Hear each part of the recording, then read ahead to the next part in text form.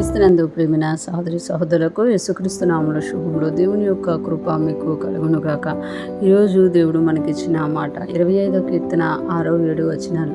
యెహోవా నీ కరుణాతిశయములను జ్ఞాపకం చేసుకునుము, నీ కృపాతిశయములను జ్ఞాపకం చేసుకునుము, అవి పూర్వము నుండి ఉన్నవే గదా.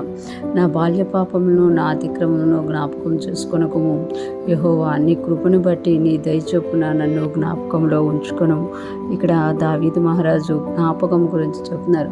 యెహోవా నీ కరుణాతిశయములను జ్ఞాపకం చేసుకున్నాం అంటే దేవుడు ఏం కలిగి ఉన్నారో అది జ్ఞాపకం చేసుకున్నారు. యెహోవా నీ కరుణాతిశయములను జ్ఞాపకం చేసుకుని నీ కరుణను నీ కనికరాన్ని జ్ఞాపకం చేసుకో అని ఇక్కడ తెలియజేస్తున్నమాట. యెహోవా నీ కరుణాతిశయములను జ్ఞాపకం చేసుకో. దేవుడు కరుణ అతిశయములు గలవాడమాట.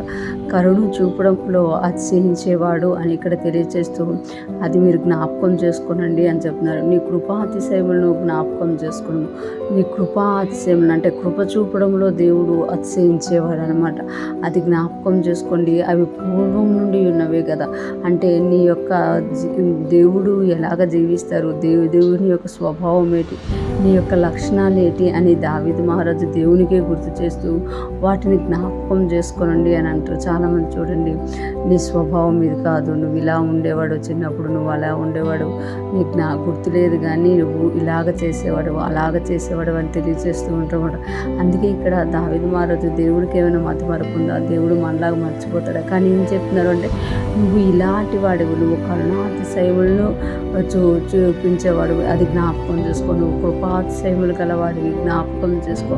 అవి ఇప్పుడు వచ్చినవి కాదు, నీకు అవి పూర్వం నుండి ఉన్నవే అని దావీదు మహారాజు దేవునికి విన్నవించుకుంటా. అంతేకాకుండా ఇక్కడ అంటున్నారు కదా 7వ వచనంలో నా బాల్య పాపములను నా అతిక్రమను జ్ఞాపకం చేసుకొనకు.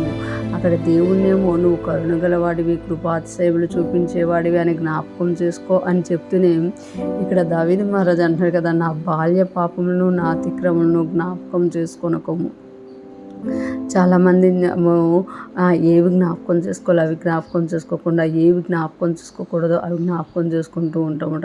ఇక్కడ దావీదు మహారాజు అయితే దేవుణ్ణి తను ఎలాంటి వాడో, దేవునికి ఉన్న లక్షణాలు ఏటో జ్ఞాపకం చేసుకోమంటూ ఇక్కడ అన్నారు కదా నా బాల్య పాపాలు, నా చిన్నప్పుడు నేను ఏదో తెలియక చేసిన పాపాలని, నా అతిక్రమణను జ్ఞాపకం చేసుకొనకము అంటున్నారు. అంటే గుర్తు చేసుకోకు, నేను ఇలాంటి వాడిని, నేను ఇలాంటి వాడిని అని నువ్వు గుర్తు చేసుకోకు, కానీ యెహోవా నీ కృపను బట్టి నీ దయ చొప్పున నన్ను జ్ఞాపకంలో ఉంచుకును.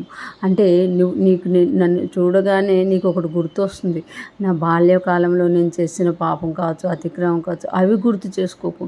ఏం గుర్తు చేసుకుంటావు అంటే నీ కృప చొప్పున, నీ కృపను బట్టి నీ దయ చొప్పున నన్ను జ్ఞాపకంలో ఉంచుకును. నీ కృపను బట్టి నీ దయ చొప్పున అంటే నువ్వు కృపగలవాడివి, నువ్వు దయగలవాడివి కనుక నీ కృపను బట్టి నీ దయ చొప్పున నన్ను జ్ఞాపకం చేసుకో అని చెప్తున్నారన్నమాట. ఈరోజు ఫ్రెష్ మనం వింటున్న ప్రతి ఒక్కరు జ్ఞాపకం చేసుకోవాలి.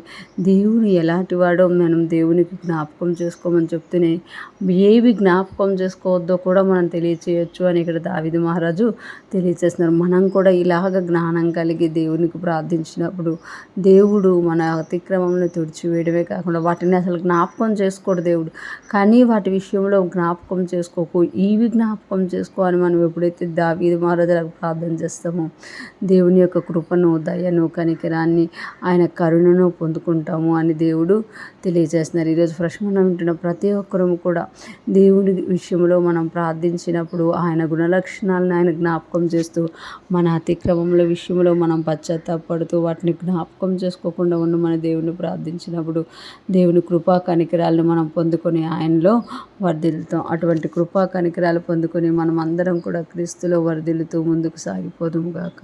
ఆమేన్.